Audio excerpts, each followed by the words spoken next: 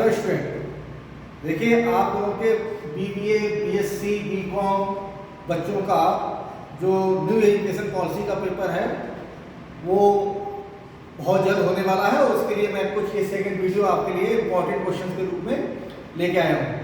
तो निश्चित रूप से आपको कुछ ना कुछ इसका लाभ जरूर मिलेगा। तो फर्स्ट वीडियो के क्वेश्चन आपने कर लिए होंगे और इन क्वेश्चंस को भी अगर आप कर लोगे तो निश्चित रूप से आपको कुछ ना कुछ लाभ मिलने वाला है। चलिए स्टार्ट करते हैं।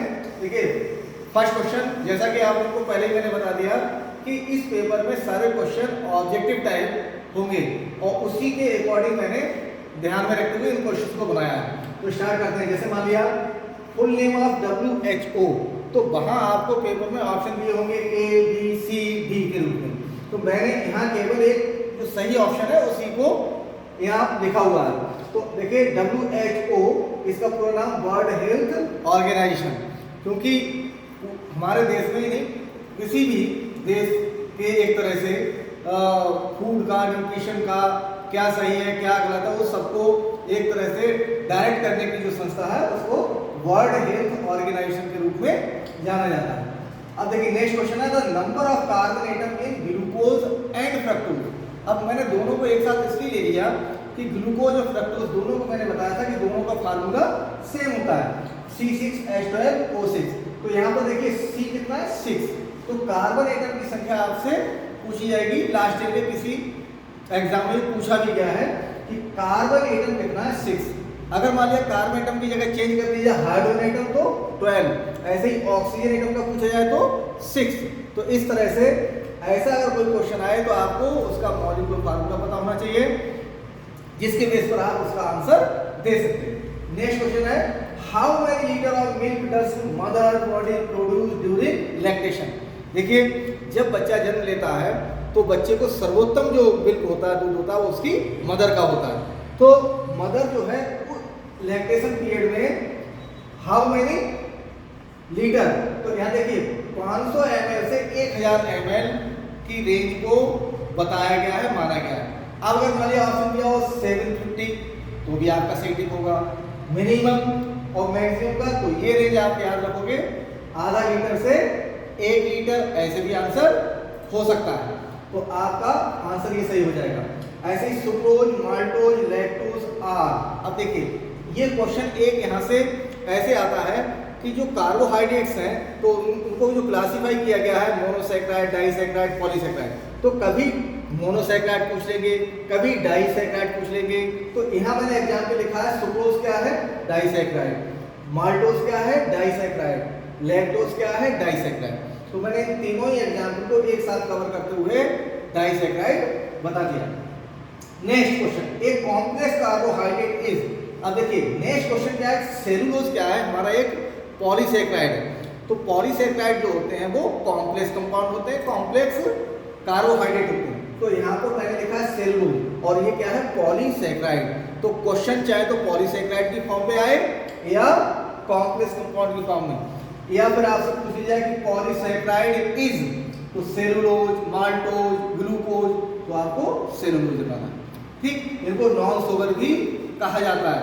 तो नेक्स्ट टाइप का क्वेश्चन ऐसे भी हो सकता है कि polysaccharides are sugar, non sugar, fruit sugar, तो आप कहोगे नॉन शुगर पॉलीसैकेराइड।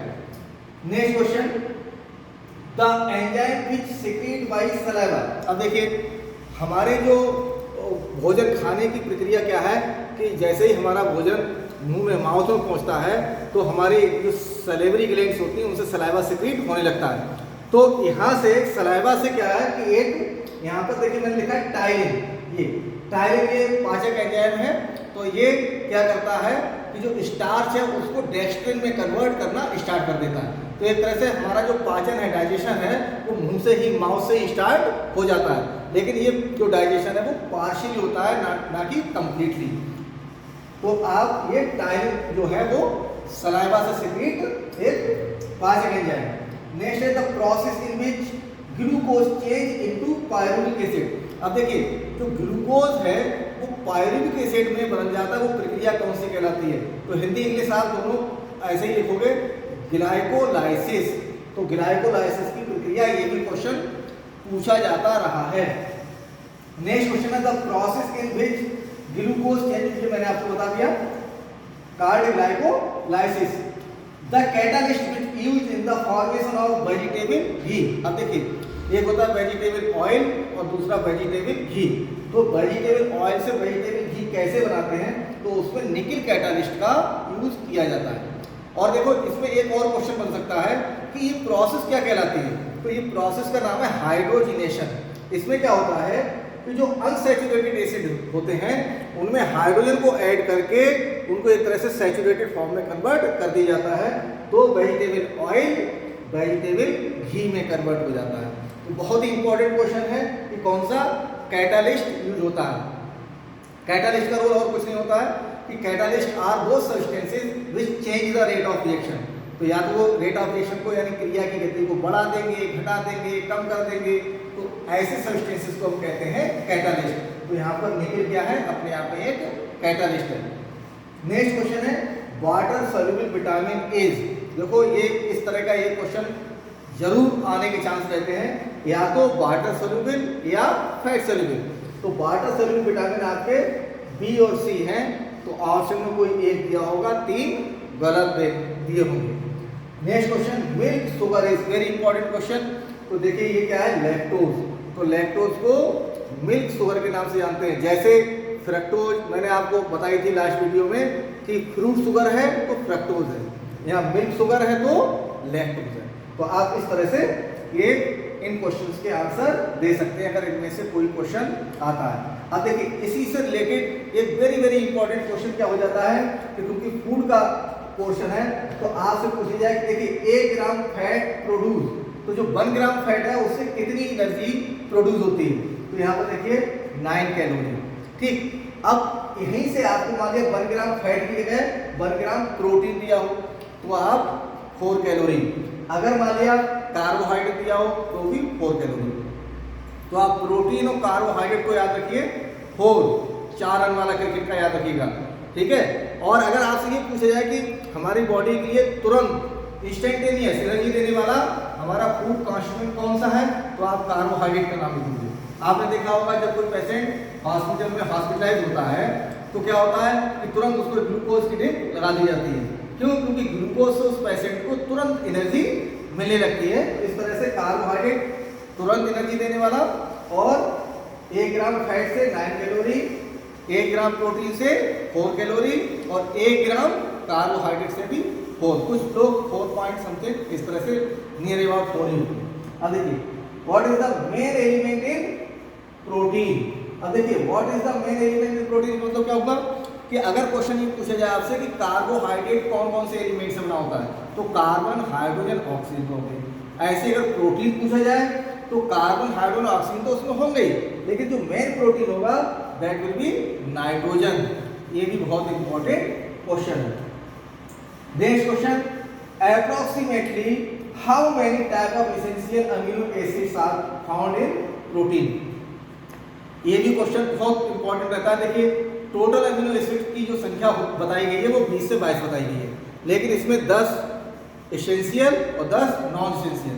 तो जो यहाँ पर आपसे पूछा गया है कि एसेंशियल अमीनो एसिड यानी जो आवश्यक अमीनो अम्ल हैं एसेंशियल, उनको एसेंशियल इसलिए कहा गया है कि उनको हम केवल अपने फूड से ही प्राप्त कर सकते हैं, हमारी बॉडी उनको सिंथेसाइज नहीं कर सकती, तो इसलिए उनको एसेंशियल कहा गया। उनकी संख्या 10। इस तरह से क्वेश्चन आ सकता है। अब देखिए नेक्स्ट क्वेश्चन है कॉलरा, इसको हिंदी में कहते हैं हैजा। तो जो हैजा बीमारी है, कॉलरा है, वो किसके द्वारा होता है, तो आप देखिए यहाँ पर थोड़ा थोड़ा चेंज करके कई क्वेश्चन बन जाते हैं। अगर आपसे पूछ जाए बैक्टीरिया द्वारा होता है, वायरस द्वारा होता है, तो आंसर आएगा बैक्टीरिया द्वारा। अब कौन सा बैक्टीरिया है, तो विब्रियो कॉलेरी। और अगर जंतु एनिमल पूछा जाए तो मक्खी के द्वारा। ठीक, तो इस तरह से आप इस क्वेश्चन को याद रखोगे, बहुत ही इंपॉर्टेंट रहता है। ऐसे ही थायराइड ग्लैंड प्रेजेंट इन। अब देखिए जो हमारे बॉडी के अंदर एंडोक्राइन ग्लैंड है उनमें एक थायराइड ग्लैंड भी है, और वो थायराइड ग्लैंड क्या होती है, वो गर्दन में पाई जाती है, और वो इंग्लिश का जो एच अक्षर होता है उसकी तरह होती है।